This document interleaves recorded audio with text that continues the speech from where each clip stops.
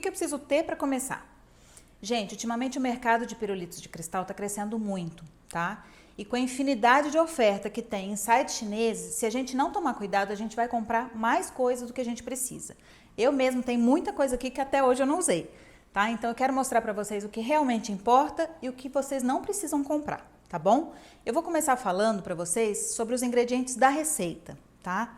Então, para a gente fazer o pirulito de açúcar, o pirulito de cristal de açúcar, a gente vai precisar usar esse açúcar aqui, que é o açúcar premium ou o doçuca, tá? Essas duas marcas, não marca, você pode usar o caravela, você pode até mudar de marca, tá?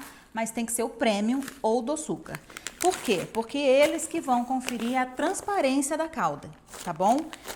O refinado comum tá aqui. Por quê? Porque dá para usar também, quando você não quer uma calda transparente. Então vamos supor, você vai fazer um trabalho colorido, translúcido ou uma cor leitosa, qualquer coisa que tenha cor, você pode usar o açúcar tradicional, tá? Porque ele é mais barato, então você vai economizar, vai baixar teu custo. Mas se a gente quiser transparente, ou o premium ou o doçuca, tá bom? O que mais? Vai água filtrada e vai glucose de milho. Eu trouxe para vocês aqui duas glucoses para vocês perceberem a diferença de tonalidade, tá? Então, quanto mais transparente a glucose, mais transparente a minha calda. Qualquer coisa que a gente coloque na nossa calda que tenha cor, ela vai transferir para a calda, tá? Essa glucose aqui eu comprei, era uma embalagem muito grande, fechada, o balde era colorido, então eu não consegui ter acesso ao conteúdo. Eu comprei de olho fechado. E aí, quando eu abri, eu percebi que a glucose era muito amarelada. Uso. Toda vez que eu for fazer pirulito colorido, eu vou usar essa daqui, tá? E toda vez que eu quiser um pirulito bem transparente, eu vou usar a glucose bem transparente. Essa daqui é Marvi, tá? Pode ser que vocês encontrem Arcolor transparente. Isso daí não é regra, depende muito do lote. Então, pode ser que vocês encontrem a Marvi amarelada e transparente, assim como as outras marcas. Então, toda vez que for comprar, é importante dar uma olhada, tá bom? E vinagre. O vinagre tem que ser de álcool, porque ele também é transparente, tá? O vinagre é opcional e mais pra frente a gente vai falar sobre isso. Bom, esses são os ingredientes que a gente vai usar para a receita. Caso a gente queira saborizar, aí a gente usa as essências. Essas da Mix aqui, elas são as mais transparentes, porque tem algumas também que não tem transparência.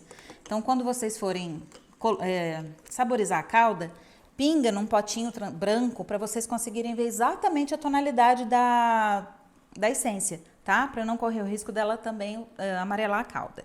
E para colorir, quando a gente quer colorir a calda, a gente vai usar o corante em gel, tá bom? Serve o corante líquido? Serve, mas eu costumo usar o em gel e eu indico o em gel, ele rende bastante. Então, gente, nós vamos falar agora da panela, tá? Não tem panela específica, não precisa ser panela de fundo triplo, não precisa ser panela esmaltada, elas servem também, tá? Mas não é necessário. Essa daqui é uma panela comum, antiaderente. Vocês podem usar até aquelas leiteirinhas, sabe, menorzinhas. Eu tenho várias aqui, eu sujo uma, já vou usando a outra, então não precisa ser uma panela específica. O ideal é que você deixe sempre a mesma panela para fazer o pirulito. Não coloque outras coisas, não faça comida, deixa separadinho só para os pirulitos, tá bom? Bom, a gente tem 3 utensílios que são fundamentais. Esses daqui eu quero que vocês deem uma atenção especial, porque são equipamentos que a gente vai usar para a vida inteira. Então, vale a pena investir um pouquinho, tá? Que é a balança. Essa balança aqui vocês vão achar por volta de 20, 25 reais no mercado. É baratinha e é fundamental, porque a gente precisa ter tudo pesado para não ter variação na receita e não ter variação no nosso produto, tá? Se a gente quiser fazer uma precificação exata, é muito importante que a gente use a balança, tá? Termômetro. Termômetro é um capítulo à parte. Vou mostrar para vocês todos os termômetros que eu já usei, que eu tenho, e falar para vocês um pouquinho de cada um. Vamos lá. Esse termômetro aqui é o mais baratinho, é o mais comum. Vocês vão pagar por volta de 15 reais num desse, tá? Mas ele é o menos preciso. Posso usar esse? Pode usar esse. eu vou ensinar para vocês depois como é que vocês vão calibrar o termômetro, tá? Porque ele sofre muita alteração. Então, esse daqui não te dá uma precisão. Mas, se vocês estão começando, não querem investir muito e querem usar esse, podem usar e depois eu vou falar exatamente como vocês vão calibrar o termômetro de vocês. Esse daqui já é um dos mais caros, que é o termômetro específico para cauda. E particularmente eu não gosto dele, tá? Por quê? Eu acho que ele rouba muita cauda. Quando a gente tira ele da panela, toda a parte que está mergulhada na cauda sai. Então eu acho que ele rouba muita cauda. E esse clipezinho de segurar na panela, às vezes não funciona. E isso é muito perigoso, porque a cauda ela atinge temperaturas muito altas. Então, se isso não tá uma coisa segura, é um risco, tá? Você vai se queimar. Então, é um termômetro caro que eu não recomendo, tá bom? Esse daqui, gente, até semana passada eu só usava ele, tá? Então, o que acontece? Esse daqui é o termômetro de espátula. A gente vai mergulhar ele na panela e ele tem um timer aqui. Então, a gente programa. Quando a gente coloca, por exemplo, vamos supor que a gente queira 150 graus. A gente programa ele para 150 e ele vai subindo normalmente. Quando atinge a temperatura, ele apita. O que isso tem de vantagem? A gente consegue fazer outras coisas, preparar a nossa mesa, nosso trabalho, enquanto a cauda está no fogo, tá? A gente não precisa ficar ali o tempo todo olhando a cauda. Então, isso é muito bom. Só que ele tem dois problemas. Eu morava numa outra casa que eu tinha um fogão com tampa. Então, aqui eu colocava ele pertinho da parede, né? E apoiava, colocava um tapetinho de borracha para ele não escorregar e apoiava ele na parede. Agora eu tenho um cooktop. Então, eu não tenho aonde apoiar. Não adianta nada eu ter que ficar segurando, sendo que ele tem o timer para me ajudar. Concorda? Então, eu cheguei até a fazer umas gambiarras, colocar uma coisa aqui e tal, para eu conseguir ficar mais livre.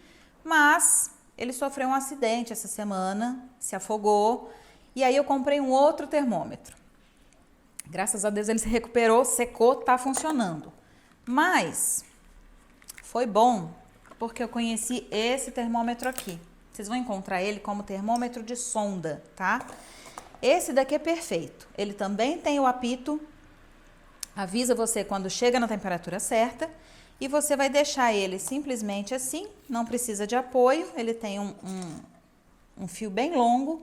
Pode deixar ele apoiado na mesa, tá? Para guardar, se você quiser, ele tem um ímã aqui. Então, assim, ele é perfeito. Você ajusta também ou tempo ou temperatura. No nosso caso, a gente vai usar só o ajuste de temperatura e deixa lá. Quando atingir a temperatura certa, ele apita, tá bom? Então, de todos que eu já usei, eu achei que esse foi o melhor. Preço, entre esse e esse, vocês vão pagar mais ou menos a mesma coisa. Uma faixa de 80, 100 reais, tá? Esse termômetro aqui é o termômetro a laser, tá? Ele mede a temperatura superficial da cauda.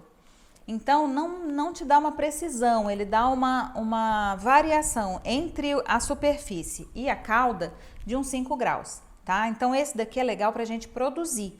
Então, quando você já tá com os pirulitos dentro das cavidades, você vai medir a temperatura que o pirulito tá. Mas na panela eu não indico, tá? Então, gente, basicamente é isso. Esse daqui é um dos mais caros, ele tá custando em torno de 200, se for da marca Wilton, até mais, 300 e pouco, se não me engano, eu já vi, tá? E eu não indico porque é muito caro e não te traz tantos benefícios. O de espátula é excelente se você tiver um lugar para apoiar ele, tá? Caso você não tenha, pode comprar esse daqui que é o de sonda. Vocês vão pagar em média 80 a 100, como eu falei. E esse é o baratinho, que depois eu vou ensinar vocês como usar sem ter muito problema, tá bom? O terceiro item que merece uma atenção especial nossa é o maçarico, tá? O maçarico a gente também vai usar o tempo todo, então vale o investimento. Esse daqui é um maçarico médio e esse daqui é o mini. Os dois são da mesma marca, o Ester, e é uma marca muito boa, tá? Como a gente trabalha com bastante coisa delicada, pequenininha, eu indico que a gente compre o mini, tá? Porque ele é mais, ó, tá vendo o tamanhozinho da chama? Então, você consegue ser mais pontual, mais precisa no uso do maçarico. Agora, uma dica importante, ele não é caro, vocês vão pagar em média aí 15, 20 reais um maçarico desse. Compra, sempre tenha mais do que um, porque ele deixa a gente na mão no meio da produção. E aí não tem o que fazer. Às vezes escapa a pedrinha que tem aqui dentro, às vezes dá algum problema aqui onde a gente injeta o gás. Então sempre tenha 2 maçaricos, porque aí você nunca vai ficar na mão, tá bom? Maçarico, você vai precisar de gás para abastecer, tá? Vou até mostrar aqui rapidinho para vocês como é que é. O maçarico tem alguns gás que você compra que tem vários biquinhos para você adaptar ao tamanho da entrada do seu maçarico, tá? Então aqui é só você encaixar, colocar de cabeça para baixo e apertar. Ó, ele já encheu, ele enche rapidinho. Simples assim. Então, gente, isso daqui é uma coisa que a gente precisa ter e é bom ter mais que um, tá? Balança, termômetro e maçarico. Esses 3 equipamentos merecem que vocês tenham uma atenção especial, um investimento com carinho neles, porque eles vão te acompanhar durante o resto da sua produção, tá bom? E aí, como é que eu trabalho a calda? Eu reaqueço a calda no micro-ondas. Tem muitas profissionais aí que trabalham com forno elétrico. Não tem certo e não tem errado. Vai ter como vocês vão se adaptar. Tá? Eu nunca trabalhei com forno elétrico, mesmo porque na época que eu comecei eu nem tinha forno. Então eu me adaptei com micro-ondas e eu acho super prático. Se vocês quiserem tentar forno elétrico, não tem problema nenhum. Quando a gente estiver fazendo a calda, eu vou mostrar para vocês como vocês vão fazer, caso vocês optem por usar o forno, tá bom? Mas eu uso sempre o micro-ondas. E aí, como eu uso micro-ondas, o que eu faço? Eu tiro sempre a calda da panela e despejo a calda em recipientes de silicone. Ó, essas jarrinhas aqui são excelentes, tem essas daqui. Depois eu vou deixar para vocês o link de onde encontrar, tá? Mas é importante que seja sempre de silicone. Essas daqui são forminhas para cupcake. Então eu uso muito, porque aqui eu vou despejando, eu vou colorindo, vou saborizando, eu vou fracionando a minha calda. E o que é importante do recipiente de silicone? Você não perde uma gota de calda, porque aí você consegue ir amassando e tirando toda a calda que fica nela, tá? Então isso daqui evita o desperdício. Então jarrinhas de silicone, potinhos de silicone, tapetinho de silicone, qualquer um, tá? É muito importante a gente trabalhar sempre em cima de um tapetinho assim de silicone, pra gente poder maçaricar, fazer, até quando a gente faz pirulito sem molde, sem o uso de molde, a gente despeja no tapetinho de silicone, tá bom? E falando em molde, a gente vai ter aí uma infinidade de moldes. A gente tem os moldes, desde os moldes de acetato, que são esses daqui, que a gente compra super baratinho, vai pagar uns 50 em cada um. Só que eles são praticamente descartáveis, porque eles deformam, eles não são próprios para aguentar altas temperaturas. A gente consegue fazer, vou ensinar como, mas não são ideais, tá? Se você está começando, quer conhecer a calda, quer ver como é que vai ser, pode começar por eles. Mas assim, saiba que você vai achar muito mais difícil do que realmente é, tá? Se você começa com um molde próprio, você vai achar que você não vai ver não vai pensar que é tão difícil. Nesse daqui você vai falar, nossa, é uma coisa muito difícil, mas não é, é que você não tá com o material adequado, tá bom? Então é possível, mas não é indicado. E esses daqui são os moldes de silicone, que aí vocês vão ter vários fabricantes, eu vou indicar alguns e tem muita oferta nos sites chineses. Esse daqui, por exemplo, eu comprei num site chinês. E é um silicone próprio para alimentação, tá? Eles são muito legais. É só vocês navegarem aí que vocês vão achar uma infinidade de modelos. Bom, gente, dito isto, aí na hora da produção a gente usa sempre uma agulhinha. Eu deixo as minhas espetadinhas aqui, olha, alfinete ou agulha, né? Que tem uma pontinha assim pra gente manipular os elementos dentro do pirulito. Uma pinça que a gente usa para pegar a imagem, para pegar confeito, coisa simples. E eu acho que só, tá? Aqui eu tenho uma colherzinha de silicone. Essa colherzinha eu comprei essa semana. Queria indicar para vocês na loja Daiso. Porque quando você vai colorir, qualquer material que você coloque ali de aço inox vai roubar a calda. Você não vai conseguir tirar.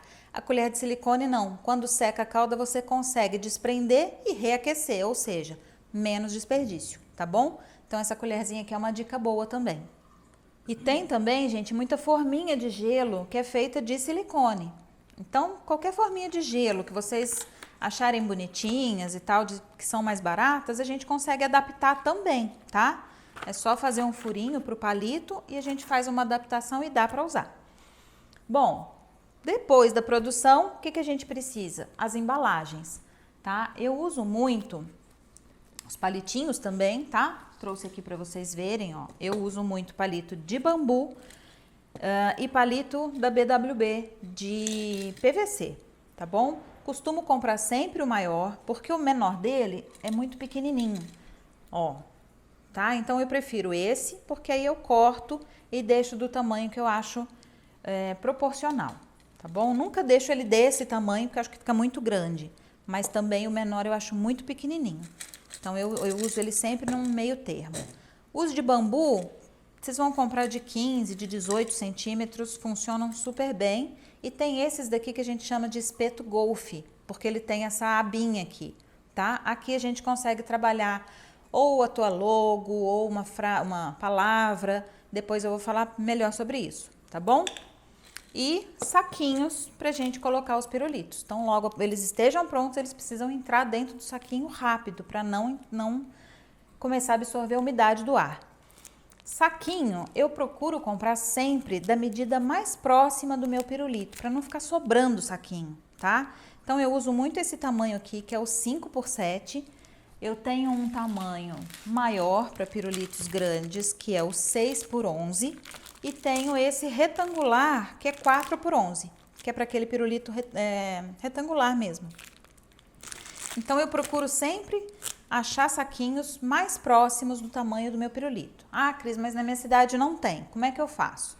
Eu vou te explicar depois também como você vai adaptar esse saquinho, diminuir esse saquinho ou dobrar para não ficar aquela coisa, aquela apresentação feia, tá? Para fechar o pirulito, vocês podem usar o fecho prático. Cada um desses, gente, eu corto no meio. Então, aqui tem 100 unidades, ou seja, eu faço 200 pirulitos com um desse, tá? Porque a gente corta no meio e aproveita. Ou lacinho de cetim, fita de cetim, e aí depois no módulo de embalagem a gente vai falar melhor sobre tudo isso, tá bom?